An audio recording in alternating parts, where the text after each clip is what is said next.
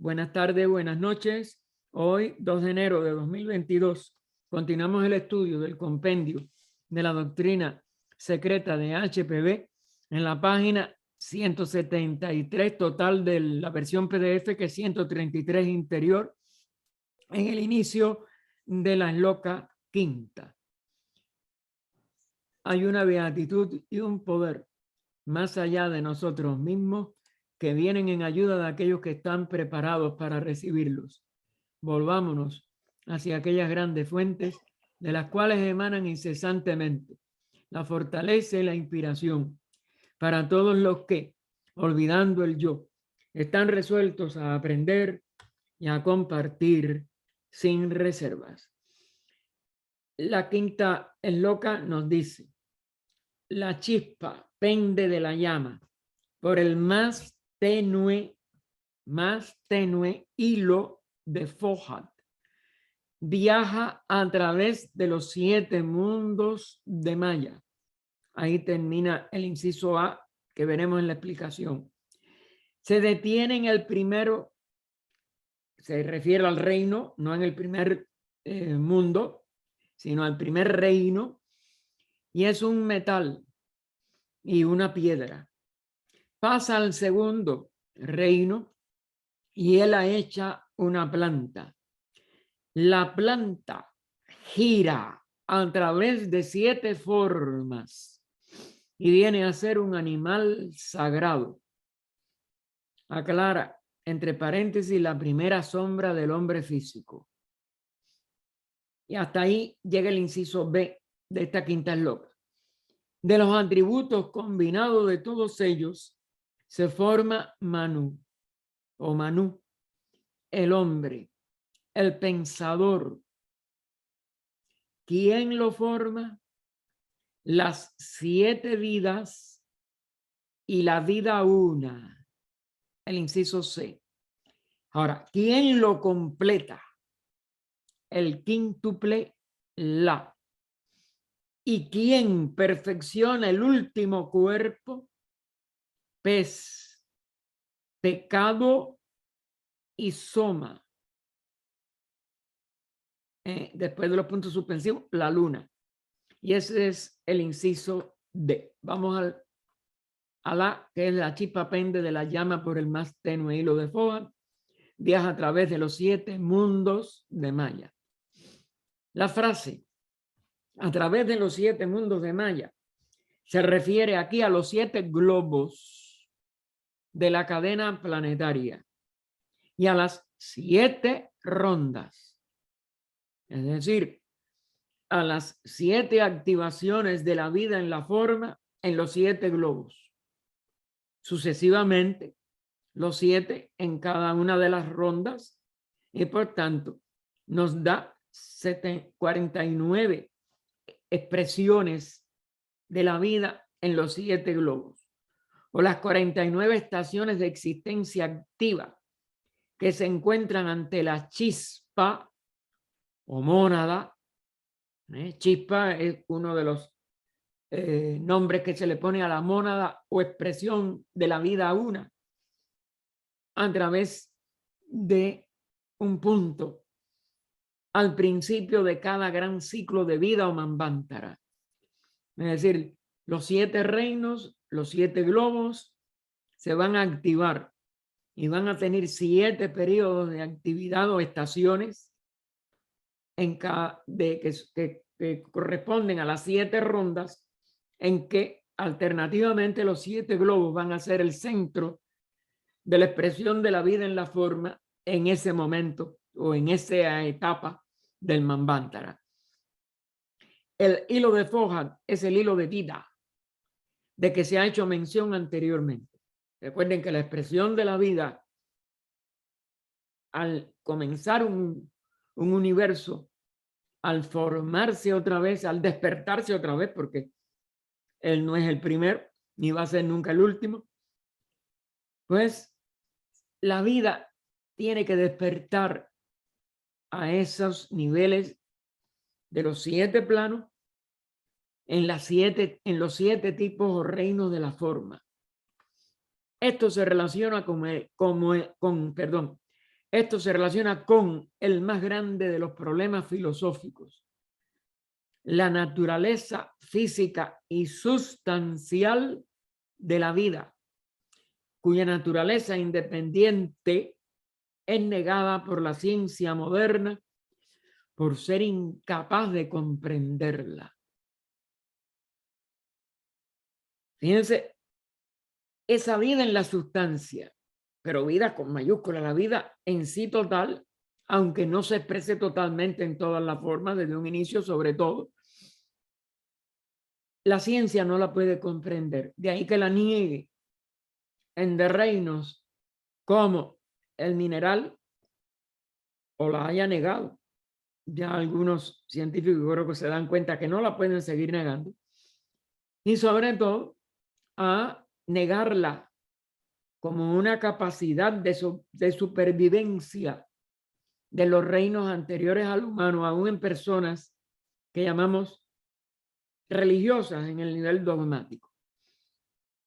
Los reencarnacionistas y los creyentes en karma, porque si se cree en la reencarnación correctamente, hay que aceptar también, no solo por creencia, recuerden, esto no es una fe y mucho menos un dogma, es una consecuencia del lógico estudio, o más bien de la lógica investigación en lo que llamamos la ley de reencarnación y la ley de karma, que a veces se ven como dos leyes, pero que son dos caras de la misma ley. Es decir, los reencarnacionistas y creyentes en karma son los únicos que perciben vagamente que todo el secreto de la vida, lo vuelven a insistir con mayúscula, yace en la serie ininterrumpida de sus manifestaciones, ya sea en el cuerpo físico, cuando le llamamos una encarnación, porque es el cuerpo que llamamos de carne, o aparte de él, es decir, cuando está fuera de la expresión de un organismo físico, pero continúa expresándose. Por eso es que es ininterrumpida, todas estas manifestaciones, porque lo que se pone en el centro o en el físico o en niveles más sutiles, pero para retornar al físico. Pero durante un manvantara, durante un periodo de manifestación de un universo, no hay interrupción de la expresión de la vida. Ella no es que se interrumpa, pero aparece como ya no, ¿cómo se llama? No presente cuando el cuerpo físico falta. Y sin embargo está presente, no se ha interrumpido, pero en niveles más difíciles de comprensión y de detección. Por los sentidos físicos jamás la detectaremos en estos niveles. Pero por la conciencia sí puede llegar a detectarse. Y la conciencia se llega a ser continua cuando se llega a cierto nivel de evolución autoconsciente en niveles internos. Porque aún sí, y ahora cita ella entre comillas, la vida a manera de cúpula de cristales múltiples, de múltiples colores, colorea la blanca radiación de la eternidad. O colora. Es lo que difunde esta luz blanca en los múltiples colores del espectro. Sin embargo, aun cuando esto sea así, ¿no? Sin embargo, ella misma es uña y carne de aquella eternidad. Pues únicamente la vida puede comprender a la vida. Luego, cuando decimos, hombre, conócete a ti mismo, estamos señalando que todavía no nos comprendemos porque no hemos, como vida superior, comprendido a nosotros mismos, que somos la vida también. Esta es la esencia de ese pensamiento que después se imprimió o se puso en letras fundamentales en el templo de Delfos en Grecia. ¿Qué es aquella chispa que pende de la llama?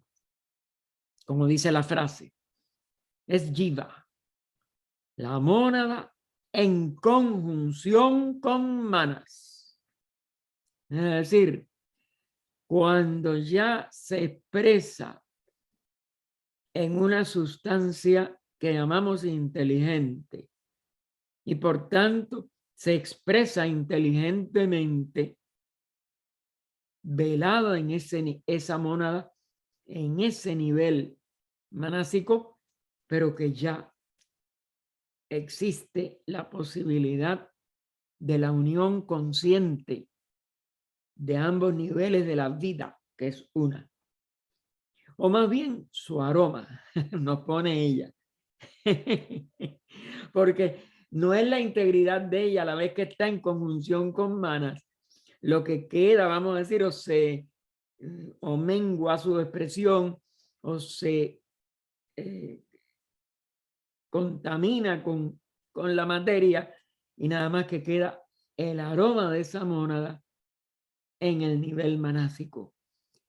Aquello que queda de cada personalidad, cuando no estamos en cuerpo físico, salimos de él y vamos perdiendo los demás aspectos de la personalidad, pero si esa personalidad tuvo nada más que un rasgo positivo, la mónada lo asimila en el nivel manásico de lo que llamamos de Bachán. Y ese aroma es lo que va a hacer que la capacidad de conocernos, de saber lo que es la vida verdadera de nosotros a través de nuestra propia vida, va a estar más cerca de ese autoconocimiento. Así que aquello que queda de cada personalidad cuando es meritoria, ya lo había yo expresado, y que pende de Atma Buddhi, ese hilo de fojas, de ese hilo de la vida, va a ser posible que vaya nutriendo la capacidad de expresarse y de conocerse a sí mismo en niveles, primero de sustancia manásica, pero que son expresiones de Atma Buddhi, y después aún en los niveles inferiores, cuando se complete ese aprendizaje, lo que es un adepto, y deja de ser un individuo para elevarse a la condición de una jerarquía.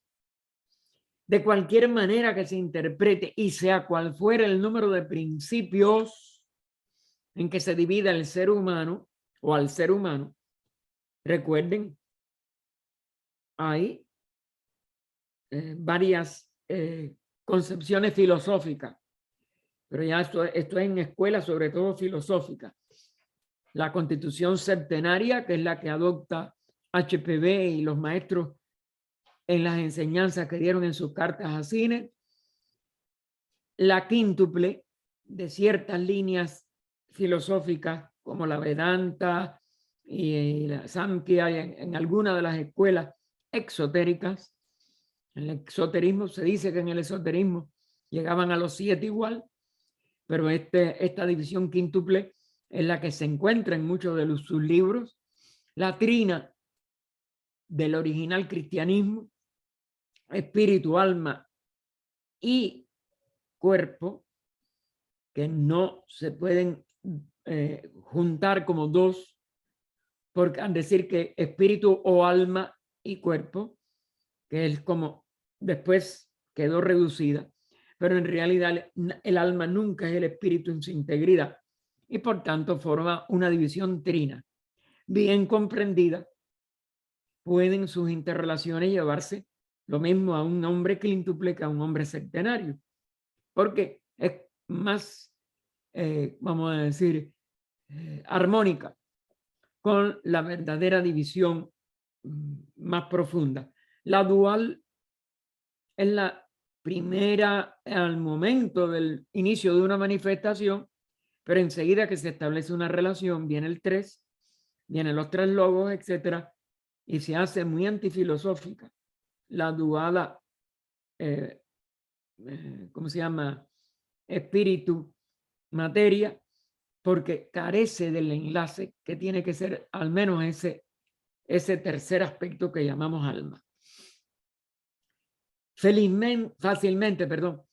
Así, sea cual fuera el número de principios en que se divida al ser humano, fácilmente puede demostrarse que esta doctrina es sostenida por todas las antiguas religiones, desde la védica hasta la egipcia, desde la de Zoroastro hasta la judía. Es decir, esta división que puede llegar a ser centenaria en lo más profundo y en lo más esotérico. Las expresiones quíntuples y las expresiones trinas están en todas, incluida la cristiana, si la podemos nosotros también agregar, aunque actualmente aparezca como una dualidad.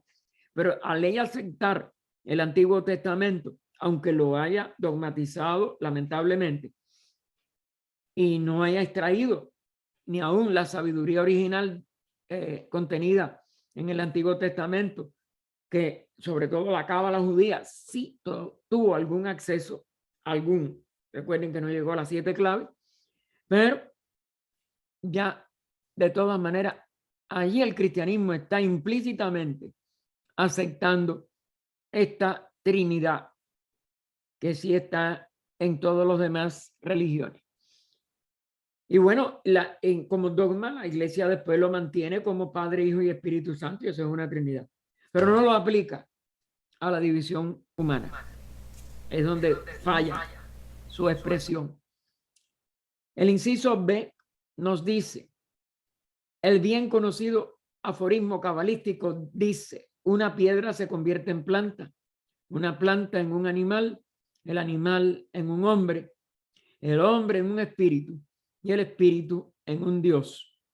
Este aforismo atribuido a la cábala, como ustedes saben, está también en el antiguo Egipto, en Hermes, en la antigua Grecia, en Hermes Trismegistro, también, que es un nombre que se trasladó de una a otra cultura. No vamos ahora a entrar en las de respectivas antigüedades, pero que personificaron instructores de estas, y en la zoroastriana y en la védica, que después se divide, ¿no?, en las 6 darshanas filosóficas, Vedanta, Samkhya, las Mimamsa, etc. Pues todo eso es igual, es idénticamente la misma división, la misma secuencia de la evolución, de la ley de evolución, desde la piedra hasta la divinidad. Y continúa HPB, la mónada ojiva es ante todo precipitada. Eso es lo que se llama la caída, el castigo y muchas otras cosas dogmáticas, pero nada más que el descenso a la manifestación precipitada por la ley de evolución en la forma más inferior de la materia, el mineral. Es decir, sabemos que en el descenso hay 3 reinos elementales. Ella no lo toca aquí en el comentario. Está en otras partes de la obra. Y eso es lo que completa con los 4 de mineral, vegetal, animal, humano, el centenario de expresiones de la vida en la forma. Y eso es lo que posibilita que la ley de evolución funcione en todos los sistemas bajo esta ley fundamentalmente centenaria. Repito, nada más que se llegue a estudiarla, no en todos los reinos o a través de la comprensión de los 7 reinos, sino a través de nada más de la comprensión de su transmigración primero y reencarnación después en el nivel individual en la humanidad, es exactamente, básicamente, la misma ley. Y entonces ella agrega, después de un séptuplo giro que pasa por los 7, encerrada en la piedra o en lo que se convertirá en mineral y en piedra en la 4ª ronda. Recuerden que el nivel de solidez nada más que está en nuestra 4ª ronda, pero eso no significa que haya descendido a niveles relativamente para esa mónada que está comenzando sus peregrinaje, que es como se le llama el peregrinaje de la vida, pues representó de todas maneras descensos sucesivos y que ya en nuestra cuarta ronda se le llama piedra, pero mineral relativamente hablando como expresión o el encierro de la vida en las formas más primitivas de estos niveles de las tres primeras rondas que nosotros llamamos también, y la enseñanza oculta llama también reino mineral, aunque no llegue a tener nuestra actual expresión. Así que después de un séptuple giro encerrado en la piedra o en lo que se convertirá en mineral y en piedra en la cuarta ronda, se desliza fuera de la misma, digamos, como un líquen, pasando desde allí a través de toda la forma de la materia vegetal a lo que se llama materia animal. Es decir, la organización de los tenues tejidos vegetales que no son perceptibles en la mayoría de las formas minerales y que ya lo distinguen de todo mineral, no es nada más que ese avance hacia el reino vegetal. Pero después, ya que se vaya, dijéramos, pluralizando sus expresiones vegetales hasta llegar desde ese líquen a los árboles, a las flores, a los frutos, etcétera, que tienen otras plantas, aunque no sean árboles mayores, arbustos, etcétera, es que pasa a la materia que llamamos animal, que ya va a organizarse con las posibilidades crecientes de movimiento, aunque en un inicio haya animales todavía con muy poco movimiento o aparentemente muy parecidas a las formas anteriores que había animado en el reino vegetal, pero ya tiene las cualidades de un tejido animal. Ha llegado ahora al punto en que se ha convertido en el germen, digámoslo así, del animal, que se transformará en hombre físico. Todo esto hasta la tercera ronda es informe.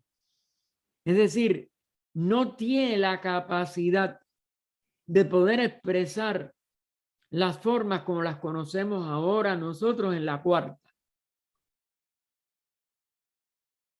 Es informe como materia e insensible como conciencia. Es decir, la conciencia no puede expresarse. Allí está la vida, pero no expresándose como conciencia todavía como nosotros la conocemos ahora. Pues la mónada ojiva per se, por ella misma, no puede ser llamada ni siquiera espíritu. Es un rayo, un soplo de lo absoluto, de la seidad, o más bien de la absolutividad. Por eso es mejor la palabra absolutividad, porque es la que viene bien con la que ella tuvo que usar en el proemio para tratar de dar alguna, vamos a decir, proyección de idea, porque esto no puede llegar ni a idea, de la verdadera realidad sin ningún tipo de polarización en lo que llamamos después espíritu materia. Así que pues la mónada ojiva per se no puede ser llamada ni siquiera espíritu, es un rayo, un soplo de lo absoluto, más bien de la absolutividad, y no teniendo la homogeneidad absoluta, que es la única característica que podemos poner en palabras de esta seidad, que es una homogeneidad absoluta, relación alguna con lo finito, condicionado y relativo, es inconsciente en nuestro plano. Es decir, todavía no se ha podido diferenciar lo suficiente para expresarse como un ser, y sigue siendo esa homogeneidad absoluta aunque está dando pasos de descenso a diferenciaciones sucesivas de sustancia, de expresión de la vida, pero es un hilo nada más de forma. No puede vivificar más en esta cuarta, es donde se va a producir este milagro. O no milagro, pero bueno, esto que no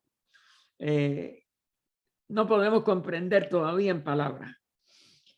Y entonces, por lo tanto, además del material que necesitará para su futura forma humana, que la primera organización de ella la tienen que, como dijéramos, que dárnosla a la humanidad nuestra actual, los Pitris Barishats, el doble, la organización de ese doble etérico mismo, ya es una, como dijéramos, una proeza que no puede hacer el impulso de la ley de evolución por sí misma. Se necesitan jerarquías de seres que ya han pasado por esa evolución y pueden ser capaces de dar ahora este punto de apoyo, de un punto de apoyo mover el mundo, ¿no? Y entonces eso lo requiere la forma, la mónada, perdón. Es decir, para esta forma humana, la mónada va a requerir dos cosas. A, un modelo espiritual o prototipo, los chayas de los Pitris Barichats, al que aquel material se configure, para que pueda dar la imagen de lo que va a ser una forma humana, que son las formas nuestras actuales en cuerpo físico. Y B, lo otro que necesita, una conciencia inteligente para guiar su evolución y su progreso. Tuvo que esperar hasta el promedio de la tercera raza en esta cuarta ronda para que los Pitris Agnisvatas lo despertaran, porque es un principio divino, pero hay que despertarlo en estas formas. Una conciencia inteligente, esa es la condición, que pueda guiarse por sí misma. Por eso va a expresar autoconciencia, conciencia del yo. Lo único que todavía nuestro yo es con minúscula y tenemos que llegar a completar la expresión de ese yo en el nivel súper individual, que va más allá de la individualidad humana. Así que hay una conciencia inteligente para guiar su evolución y su progreso, porque el ser tiene que tomar su evolución y su progreso en sus manos, es decir, autorrealizarla. La tiene que hacer por sí mismo, no la puede hacer a través de otras jerarquías. Recibe una ayuda del prototipo humano y de la inteligencia que tiene que despertar, pero después todo lo demás lo tiene que hacer por sí mismo. Ninguna de cuyas cosas la poseen ni la mónada homogénea, que es los primeros pasos de nuestra mónada, pasando por todos estos reinos anteriores y por estas rondas anteriores,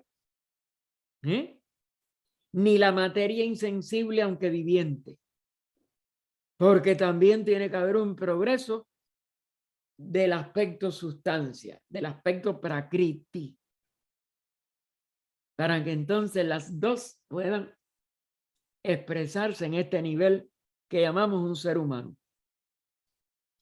El Adán de polvo, ahora viene la simbología del Antiguo Testamento, el Génesis en su tercer capítulo, porque hay un Adán Cadmón y hay un Adán de polvo que hacen del barro, etcétera, y hay que soplarle la vida.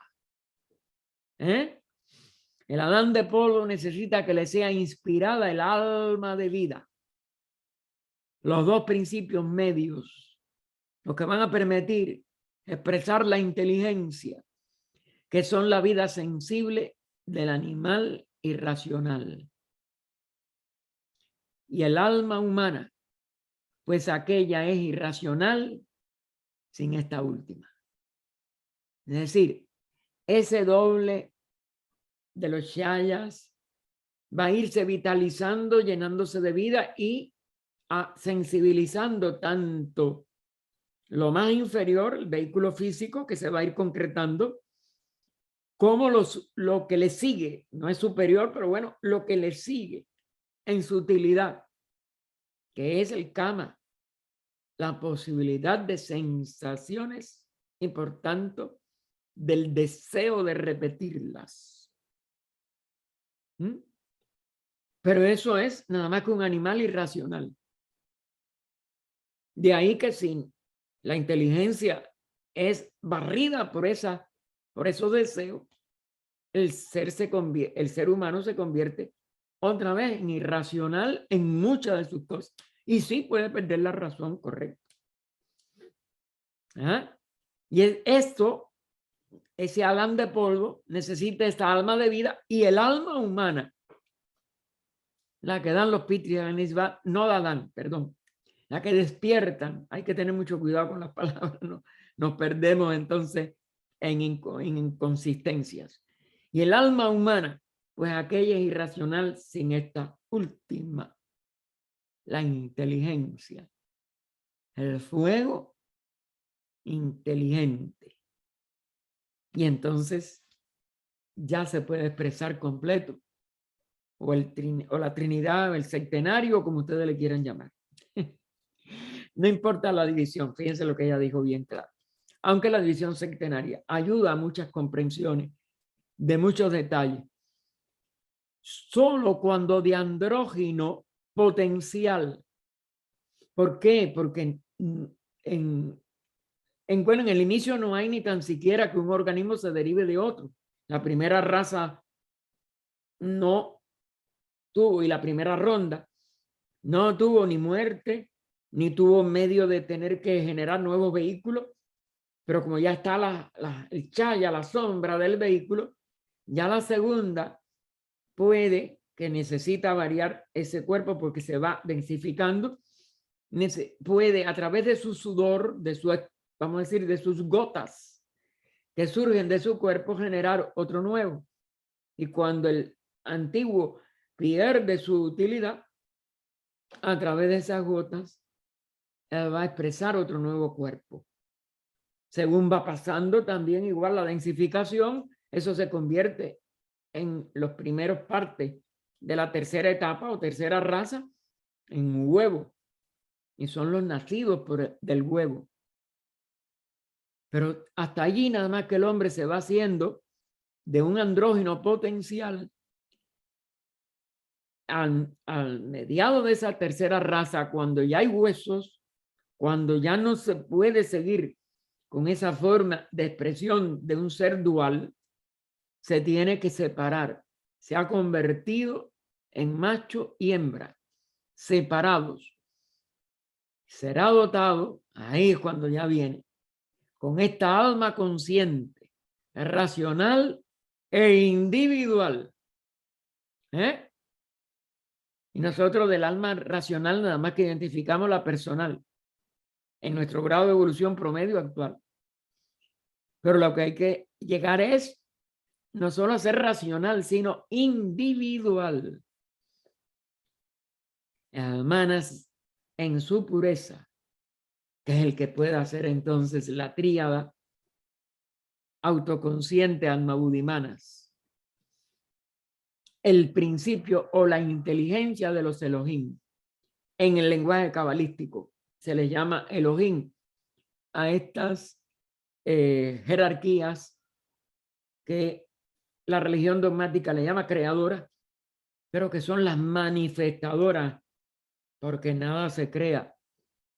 Todo lo único que hace es surgir desde un estado de inacción o de reposo o de pralaya a un estado de acción o de manvantara, para cuya recepción, para recibir ese principio o inteligencia de los Elohim, para despertarlo, sería más apropiado decir, tiene que comer el fruto del conocimiento del árbol del bien y del mal. Es decir, tiene que empezar a discernir entre lo que es útil para la evolución, lo que ya no es útil para su evolución, lo que llega a ser y en esencia es permanente o de expresión permanente, para decir con mayor, como dijéramos, mayor claridad, o lo que nada más que queda constreñido en lo inferior a lo transitorio, a lo sometido, como dijéramos, a decaimiento y anulación de su expresión, o lo que llamamos en el organismo físico muerte. Eso es lo que está bajo las palabras bien y mal, porque claro, todo lo que vaya a aumentar la velocidad, la calidad y la dimensión o el tamaño de esa manifestación es lo que vamos a llamar el bien.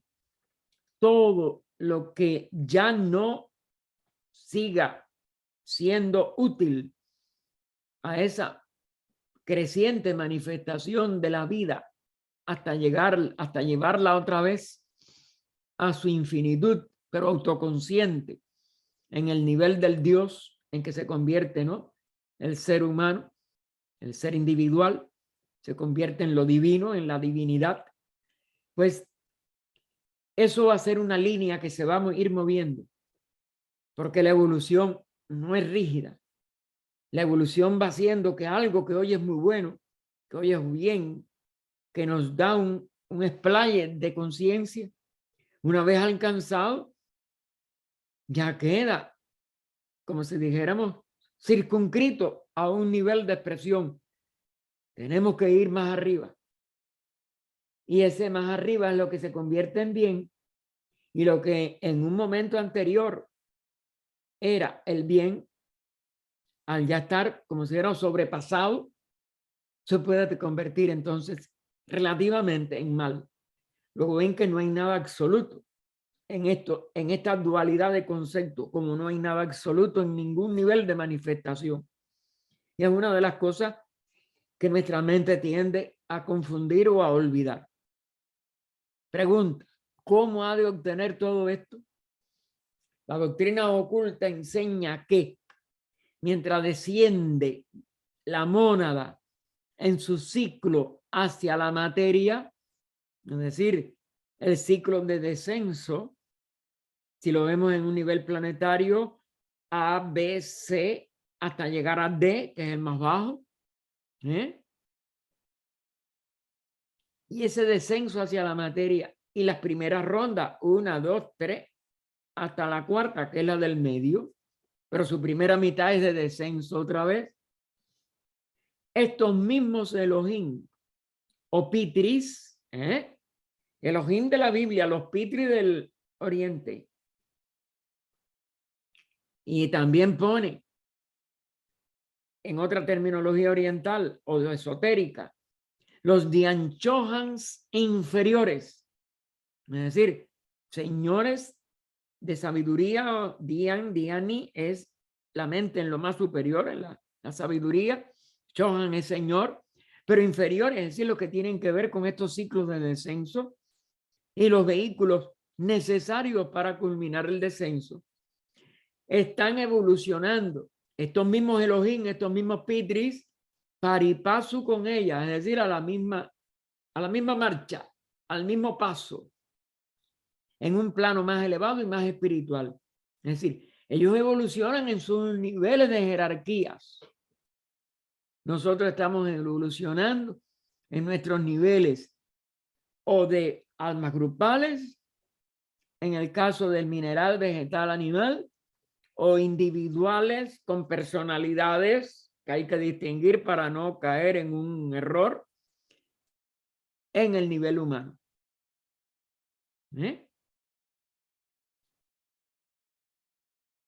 Ese plano más espiritual es descendiendo también relativamente a la materia en su propio plano de conciencia. Es decir, igual que todas las mónadas de los reinos que conocemos, más los 3 reinos elementales que siempre, les insisto, hacen el 7, el número sagrado, ¿no?, de nuestro sistema, pues ellos están también descendiendo porque tienen que dar una serie de pasos en su evolución dianchojánica, en su evolución eloítica. El término no importa. La cosa es que comprendamos que la evolución abarca todo, que nada está estático, que no hay un Dios sentado en un trono y que lo dispuso todo y ya. No, no, no, no, no, no. Todos los niveles divinos siguen una ley de desarrollo a expresiones divinas más completas, a sistemas planetarios, solares, galácticos, etcétera, más completos, más divinos, más únicos cada uno con respecto a los demás, que también es otro de los misterios de toda esta ley. Y entonces descienden relativamente, claro, nosotros posiblemente sean planos cósmicos inconcebibles para nosotros, o los planos más altos de nuestro sistema planetario y solar, no sabemos los detalles de esto, que vamos a poderlo comprender. Hasta llegar, ellos descienden también hasta llegar a un cierto punto donde se encontrarán con la encarnante mónada insensible encerrada en la materia más ínfima. Ellos van a descender hasta que esa mónada, hoy comenzando su nivel de evolución, y que quede insensible en estos reinos o con una sensibilidad nada más que embrionaria, etcétera, ellos la van a, vamos a decir, a enlazarse con ella. Y enlazándose las dos potencias, espíritu, la de estos jerarquías dianchojánicas, y materia, la que se ha ido expresando en estos reinos en que comenzamos nuestro peregrinaje, su unión producirá aquel símbolo terrestre, no vayan a dejar de fijarse en esto todo tiene su clave, ¿no? Su unión producirá aquel símbolo terrestre del hombre celestial en el espacio, el hombre perfecto. Es decir, aquellos seres que se graduaron del reino humano, del reino de lo individual, y nacen por primera vez como una jerarquía.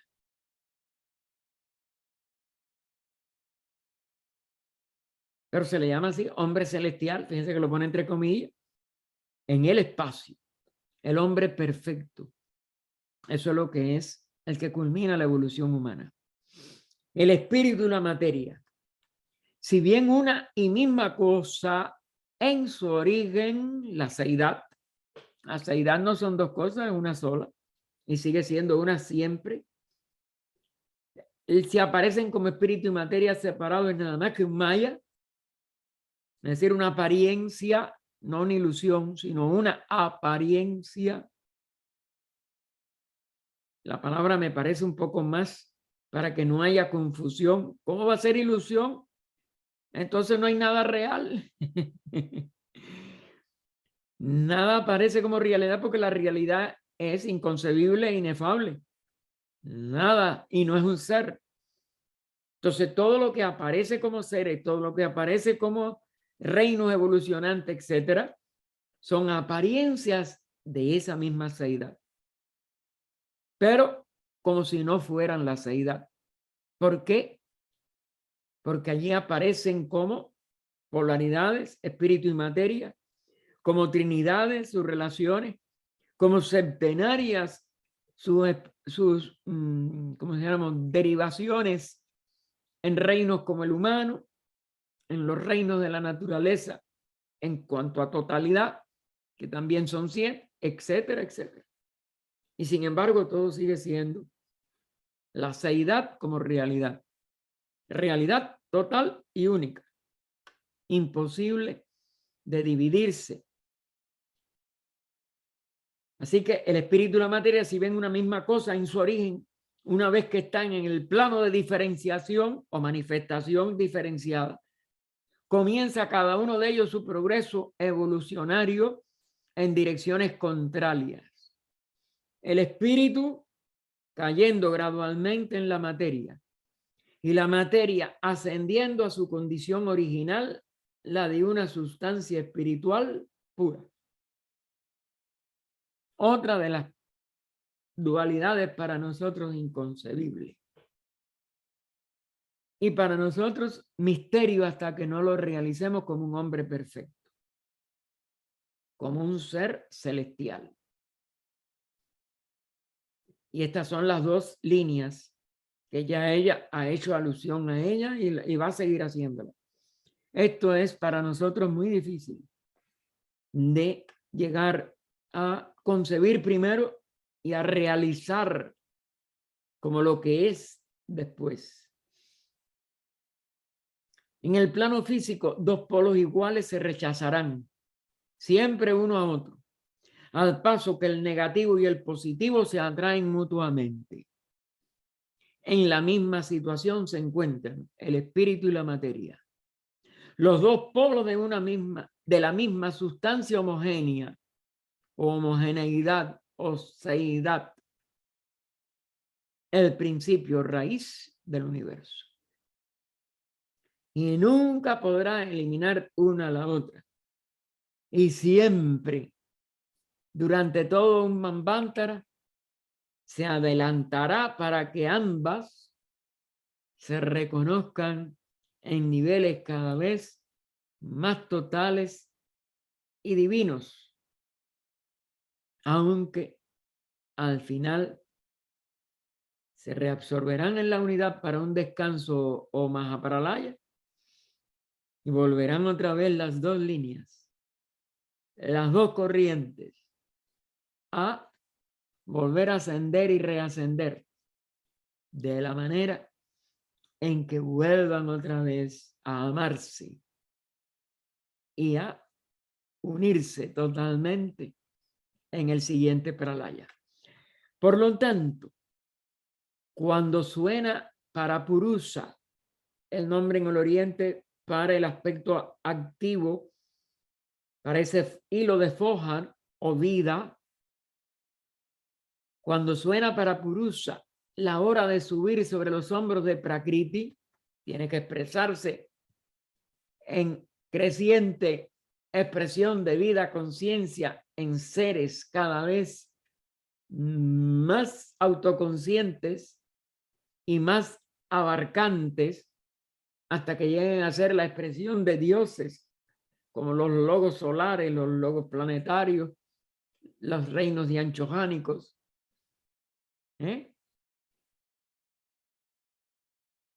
Para la formación del hombre perfecto, siendo el hombre rudimentario de las 2.5 razas primeras. Ahora volvemos a nuestra cuarta ronda. Tan solo el primero que se desenvuelve gradualmente hacia el más perfecto de los mamíferos, lo enfatiza en itálica, primero y más perfecto de los mamíferos, es un desenvolvimiento de expresión gradual. Los antecesores celestiales entran en nuestro plano. Los Pitris, son los antecesores. Pitri es padre, Varishats primero, Agnisvatas para la inteligencia después, y encarnan en el hombre físico o animal.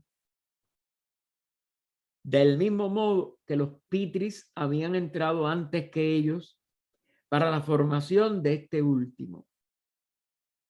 Porque los Pitris Varishats son la primera división que entran a dar el doble etérico. o el chaya, como se le llama, la sombra.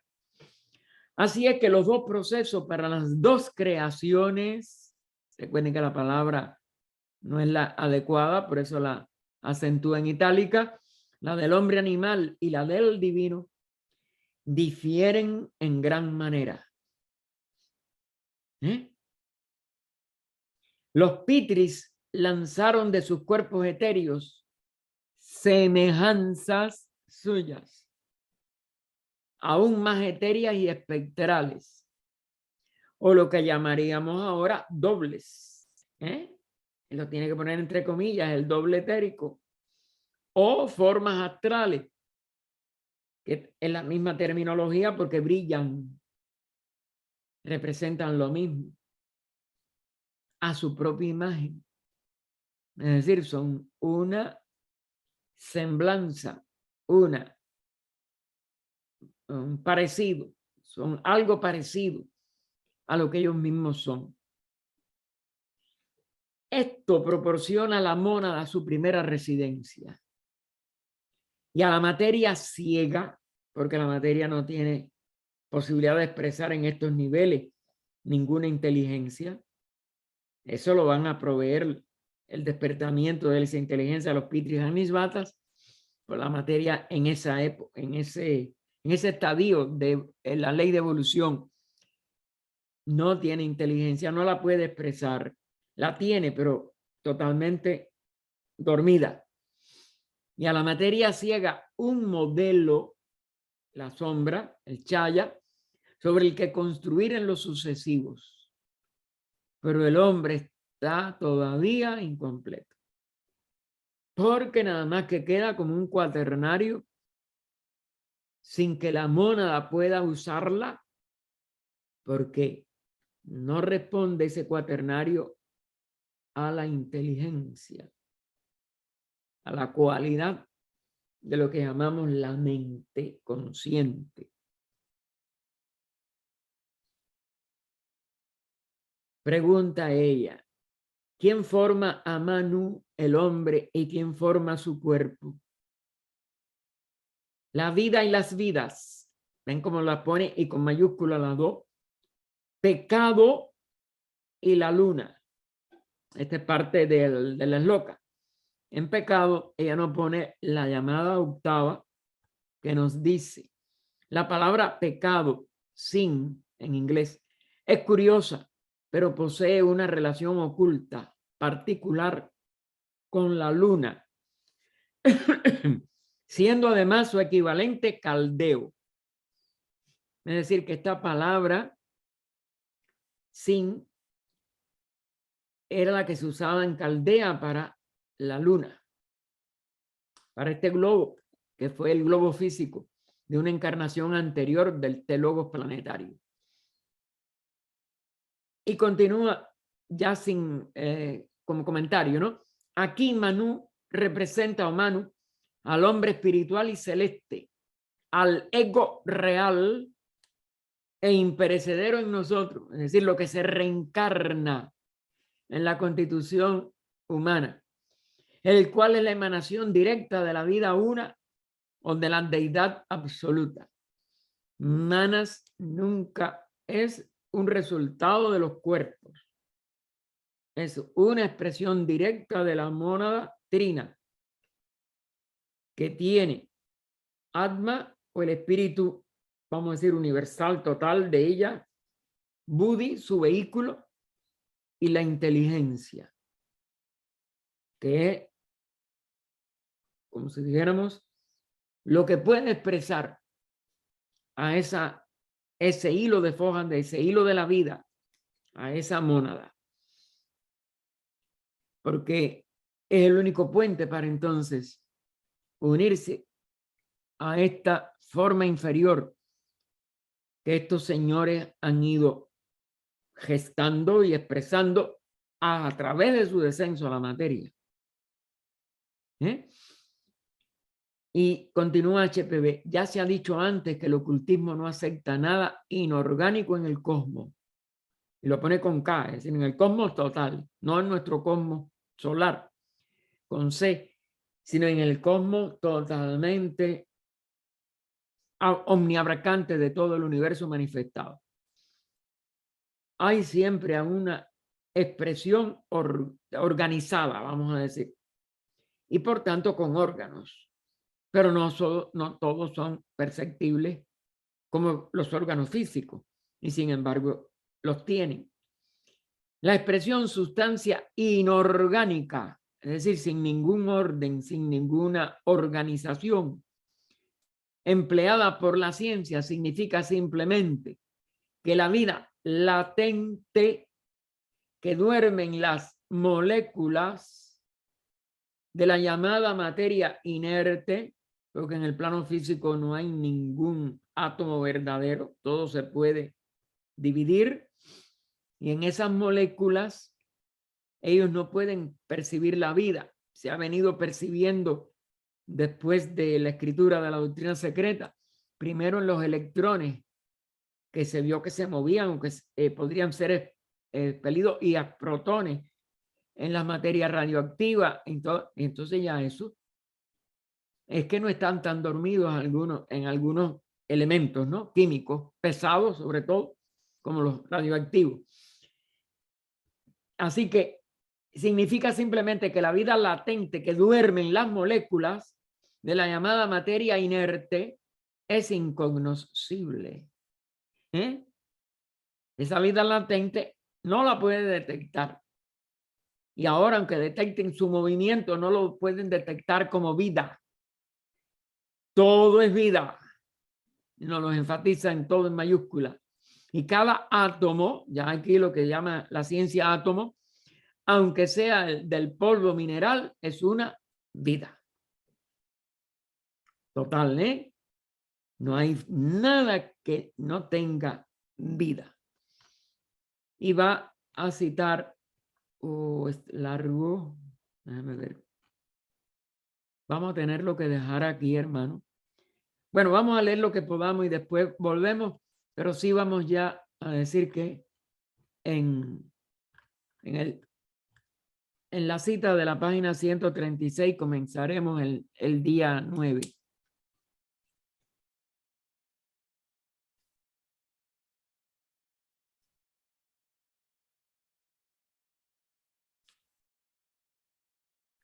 Los mundos para el profano. Vamos a ver lo que podemos leer, porque quedan 4 minutos. Los mundos para el profano, dice un comentario. Recuerden que los comentarios son los que se le dan a los discípulos de los adeptos para que puedan entender estas estancias tan profundas. Los mundos para el profano, dice un comentario, están construidos con los elementos conocidos. Para el concepto de un arahat, estos elementos son colectivamente una vida divina.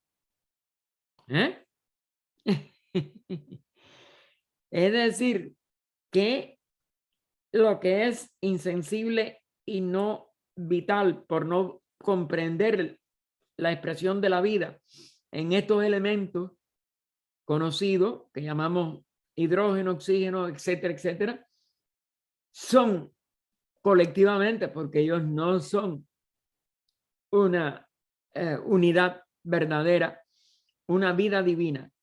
Distributivamente en el plano de las manifestaciones son los innumerables e incontables crores. Recuerden que esto es una cifra de miles de millones, crores de vida, de vidas. Ya tenemos que poner en plural, aunque la vida sea una sola. El fuego solamente es uno en el plano de la realidad única. Es el Foja. En el de la existencia manifestada y por lo tanto ilusoria, lo que les había, el maya, la apariencia, sus partículas son vidas ígneas, ya en plural, que viven y existen a expensas de cada una de las demás vidas que consumen. Es decir, que hay un intercambio de expresión, de asimilación o de devoración, de devorar, una de las leyes que vemos en la vida animal y bueno, en el ser humano y en muchos otros reinos, Por lo tanto, se las llama a los devoradores. ¿Ven? Toda cosa visible en este universo fue construida por semejantes vidas. Desde el hombre primordial, divino y consciente, hasta los agentes inconscientes que elaboran la materia. Hasta los agentes inconscientes que elaboran esa materia. De la vida una, informe e increada, procede el universo de vidas. Hasta ahí podemos llegar, pues ya son las 29. O poderes del amor, o vida oculta que vibras en cada átomo, o luz oculta, o luz oculta que brillas en cada criatura, o amor oculto que todo lo abarcas en la unidad. Que cada ser que se sienta uno contigo, sepa que por lo tanto es también uno con todos los demás. Paz, paz, paz a todos los seres. Adelante, Georgina. Tengo como que una pequeña duda. Dime. En la página anterior estaban hablando de que el espíritu va cayendo gradualmente en la materia y la materia ascendiendo a su condición original. Y hablan también de que ambos son inseparables y sin embargo siempre separados. Entonces, quiero entender que ambos son inseparables cuando nace un ser y No, se separan cuando mueren. no. Ok. Mira, son inseparables durante toda la manifestación. Siempre, todo ser tiene un predominante en algún plano, alguna de las dos expresiones. Son inseparables como unidad durante todo el pralaya. Y entonces no hay posibilidad de predominio de una o de otra de ciclo que se exprese como el nacimiento de una forma o el nacimiento de una criatura de cualquier nivel, ni hay tampoco ningún tipo de posible separación, aunque sí de interacciones de diferente predominio durante el proceso que llamamos la muerte de un ser o la muerte de una criatura. Esto se refiere a que el estado de unidad total, imperturbado e imperturbable, nada más que, y por tanto indistinguible uno del otro, nada más que existe en un nivel de pralaya universal. Durante un manvantara, por eso una asciende, la otra desciende, el proceso, como si dijéramos, comienza a expresar esta dual expresión aparentemente contrarias, que son nada más que los dos complementos de la expresión de esa unidad en forma diferente en el mismo estadio que tenían en el momento en que terminó el Manvantara anterior. Y por eso hay siempre un aspecto de la vida que va a descender o que está en el arco de descenso, pero hay toda una serie de jerarquías que van a expresarse reascendiendo de acuerdo al nivel de reascenso que habían llegado en el ciclo de Manvantara precedente. Por eso no hay nunca una sola dirección, no hay nunca vamos a decir, una sencilla concepción de que una cosa comienza y la otra está, como si dijéramos, terminando o ascendiendo, como el logos mismo. El logos es nada más que un aspecto de una conciencia que ya llegó a determinada altura, en determinado nivel, y va a seguir ascendiendo a niveles todavía superiores en cada nuevo Manvantara de sí mismo. Él es el que preside esos Manvantaras y con todas sus jerarquías. Esto es muy complejo, en detalle, como ya digo, nadie lo va a entender con la mente. Esto es imposible entenderlo. Por eso no a ti, a todos nos llama igual a una serie de incógnitas y de signos de interrogación que la mente no puede descubrir. Solamente cuando lleguemos a hacer una jerarquía es que tendremos, yo creo. Yo digo creo porque como no he llegado, no lo puedo asegurar. Por lo menos un nivel de comprensión de ese símbolo, de ese misterio, de que siempre hay dos corrientes, una ascendiendo, otra descendiendo, y toda una serie de interrelaciones entre ascensos y descensos, una serie de etapas en que predomina el descenso de una con reascensos de otra, etcétera, y viceversa. ¿Cómo es eso en detalle? Mi mente, como es natural, no te lo puedo explicar. Te tengo que repetir lo que ella explicó aquí. No sé si esto te hace mucha, vamos a decir, mucho ruido con poca respuesta. No, no, no, al contrario, querido hermano Gaspar. Creo que ahorita con lo que acabas de explicar, me estoy imaginando el diagrama del descenso y del ascenso.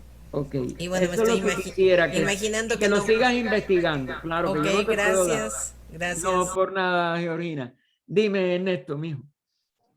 Ah, sí, hermano, tenía dos dudas. Una Dime. era con respecto que dice cuando Purusha le toca la hora de subir sobre los hombres de Prakriti para la formación del hombre perfecto, siendo el hombre rudimentario las dos razas y media. Hermano, ¿por qué son dos razas y medias y no tercera, como nos dice que es la Lemur, que descendió la mente? ¿Por qué nos da este calificativo de dos razas y media?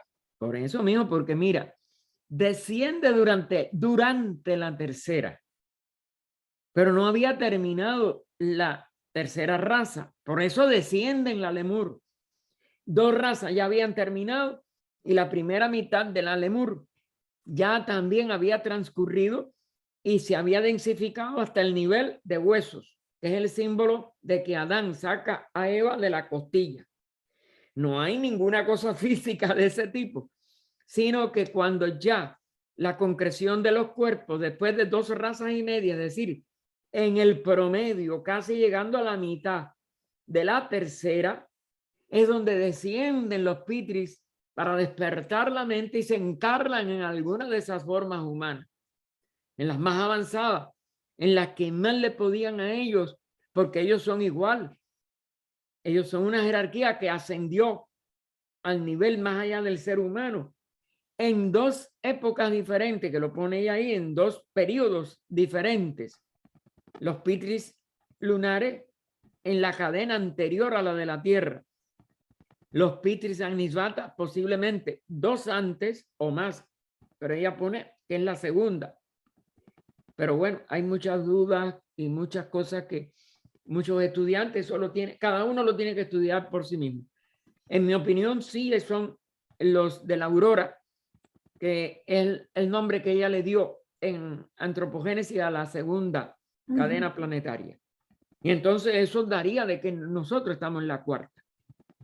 Porque la lunar sí es la anterior a la Tierra, la otra sí es la segunda, es la anterior a la lunar, de la primera no se habla nada, obviamente la cadena terrestre sería la cuarta.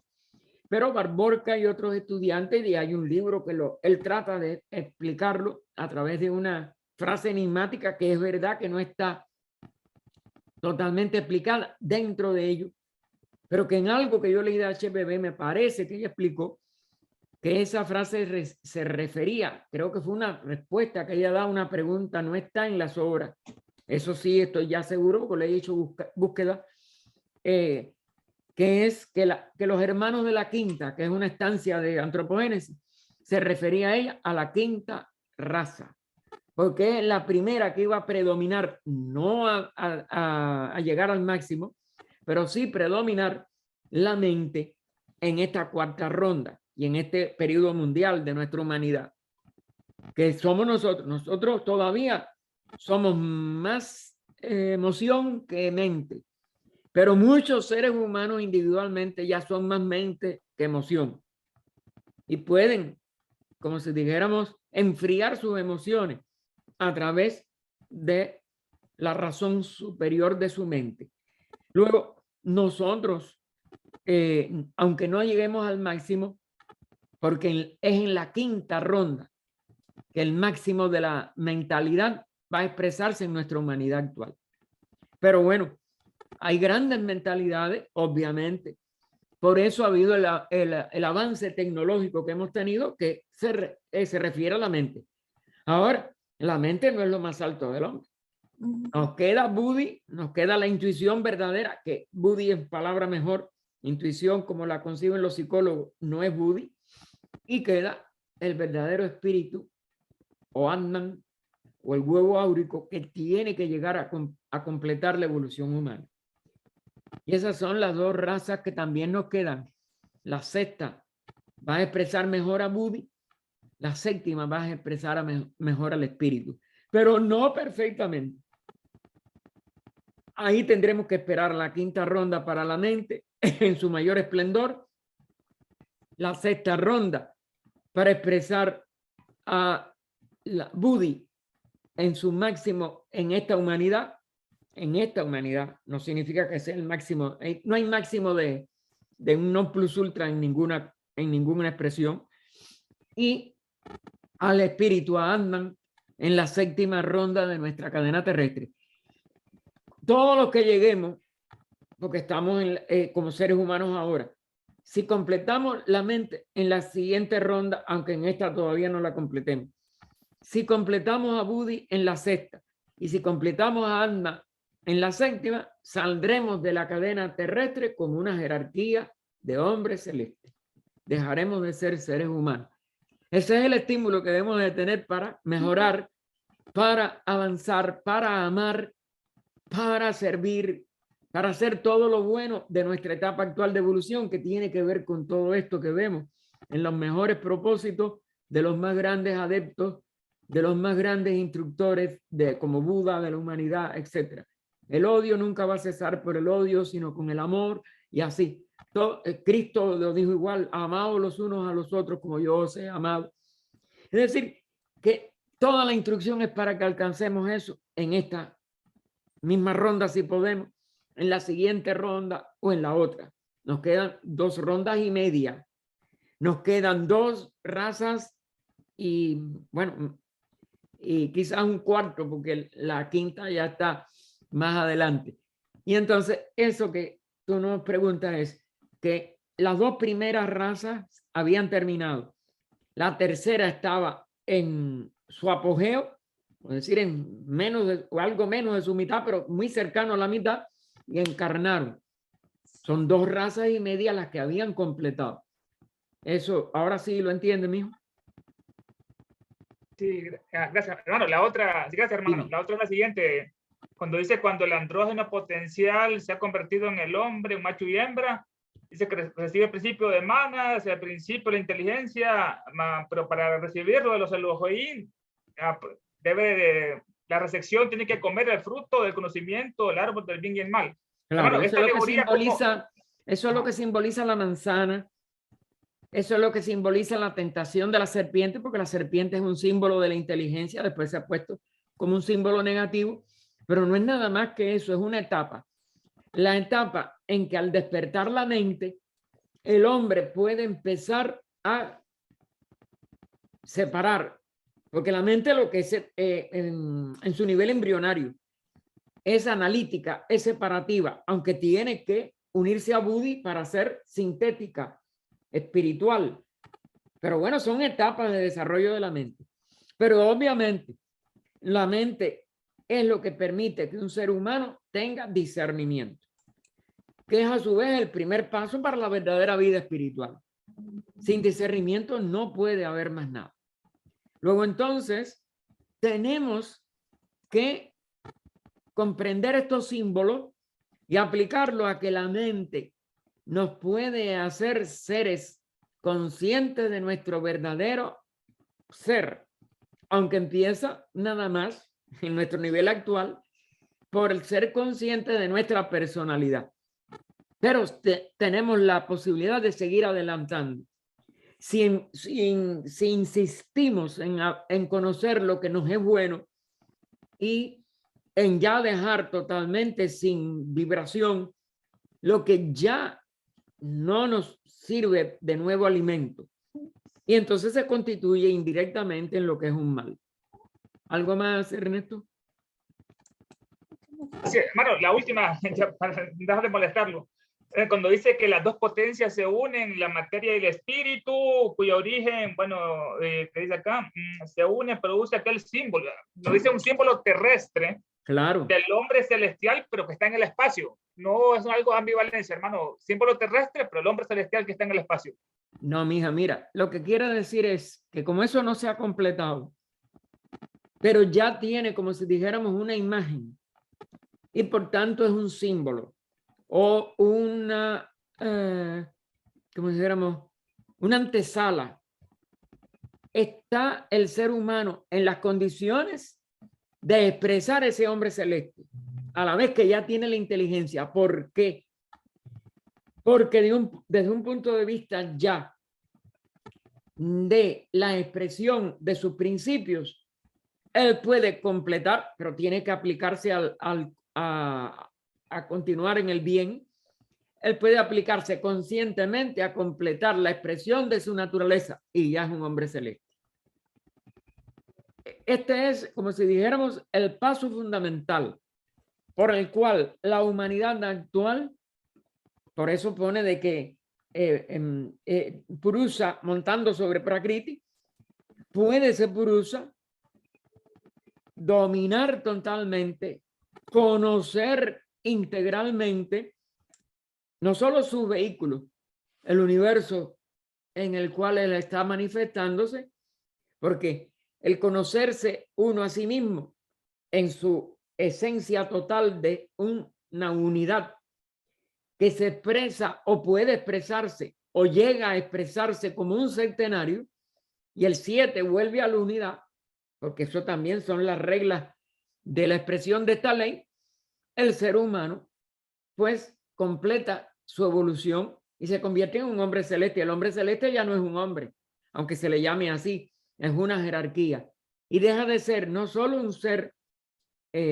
personal, torpe todavía o con limitaciones, vamos a decir, y se convierte en una jerarquía más allá aún de su individualidad. Es decir, no solo vence el trayecto en esas palabras se encierra cómo podemos dominar nuestras personalidades, cómo podemos expresar nuestra individualidad en su pureza, y a la vez que lo logremos, el ser humano se gradúa como una jerarquía y abandona el nivel individual. ¿Te queda ahora más claro? Así, gracias, hermano. Por nada. Iliana, adelante. Liliana, Sí, perdón. ¿qué tal? Muchas gracias Bien. ante todo y feliz No, año pues, para todos. gracias, Creo que igualmente.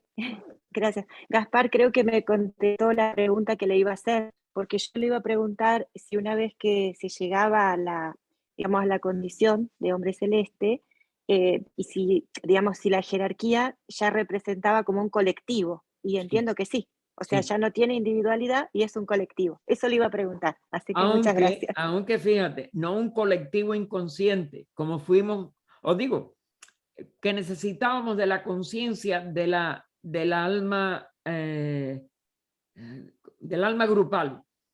Fíjate que te lo dice, los reinos anteriores, vegetal, mineral, vegetal, animal, se comportan a través de una conciencia grupal, pero es un grupo, ¿te das cuenta? Ujú. Ahora, el hombre celeste se convierte en una jerarquía, es decir, vuelve a unirse, pero no a un grupo. Una jerarquía es una perfecta expresión de todo lo que necesita la jerarquía, en la cual cada componente, sin separarse ni sentirse separado, sino como parte integrante de la unidad de la jerarquía, expresa algo único, que fue lo que su Ok. individualidad perfeccionó específicamente o expresó perfecta específicamente. No sé si las palabras Sería se quedó corta. como que, por ejemplo, Buda corresponde a una jerarquía, pero sigue siendo Buda. Sigue siendo la, vamos a decir, el amor y la sabiduría que expresó como Gautama, para decirlo en Ah, otras ok. palabras. Sí, ¿Me perfecto. entiendes? Pero él es la Sí. jerarquía ya de la tierra, Ujú. de todos los adeptos, Muy ¿eh? Y él es bien. uno con todos ellos. Y ellos actúan como una protección total a toda la humanidad, pero cada uno con su tónica, con su aporte único, vamos a decir. Qué hermoso. Gracias. Esto es más que hermoso, correcto. Ujú. Adelante, Ángela. Sí, una pregunta simple, Dime. hermano, por favor. Pecado y luna, que dice allí. Sí, Eso tiene que ver como con la generación, porque la luna es parte de la cuestión. claro, mija, por eso es que no se expresa mucho, porque ni se quiere que haya los sentidos de culpabilidad como el complejo de Edipo, Ujú. ni ninguna de esas, vamos a decir, no tontería, sino de esos símbolos materializados, que es lo que la psicología materialista, aunque haya excepciones que confirman las reglas, en el caso de Jung, pero de todas maneras no ha podido darle un giro, aunque él fue muy investigador de la parte más espiritual y tiene los libros eso como el libro rojo y algunos aportes, pero no logró darle el giro que de verdad la psicología necesita para ser un instrumento de la verdadera espiritualidad, que es lo que se aspira a que esa ciencia logre dar a la humanidad actual. Así que indudablemente HPV habla de que lo que más ha profanado el ser humano a partir de la división en sexos es esa misma función sexual, que la sigue practicando de la misma manera animal, es decir, por el placer, quiero decir, y teniendo nada más en cuenta el placer con el agregado de toda la, vamos a decir, la tendencia materialista de la mente a que necesita de ese placer, no como los animales en la época de propicia de procreación y para la procreación, pero el animal lo hace inconscientemente. Y el hombre conscientemente lo hace nada más que para placer, rehuye las responsabilidades cuando la criatura que van a nacer o no se puede o no quieren, como si dijéramos, lograrla. Es decir, que viola las leyes de la naturaleza y la mente quiere sexo, aunque esté descuarejingado todo el organismo, aunque no esté en una época propicia, ¿verdad? Es decir, que animaliza mucho más la función, que en los animales está en su nivel justo, pero el animal no le agrega la mente al deseo. El animal lo desea y lo cumple. La mente humana lo visualiza, lo convierte en un negocio, lo convierte en un dominio de otros seres, esclaviza a mujeres, etcétera, etcétera, etcétera. Entonces, en ese sentido, es por lo que sí, yo creo que tiene que ver con eso. Que Ya, tú muchas preguntas. gracias, hermano. Gracias. Por nada. Bien, entonces, hermano, terminamos por hoy. Gaspar, ¿Eh? una preguntita rápida. No, sí, dime. Del animal que se transformará en hombre físico en la tercera ronda, como materia e insensible como conciencia. Entonces, más adelante nos dice que la mónada requiere un modelo espiritual o prototipo y una conciencia inteligente para guiar su evolución y progreso. Entonces me pregunto a mí mismo, en el momento en que la conciencia es inteligente, ¿se vuelve sensible? La inteligencia es un nivel de sensibilidad, Ok. pero indudablemente que su expresión en materia todavía densa como la que tenemos nosotros, y sobre todo la cuarta raza, que fue más densa que nosotros, pues estuvo muy estorbada. Nosotros somos los que vamos a ir, y bueno, está estorbada hoy en día. Tú ves las barbaridades que hace la gente con la mente constantemente.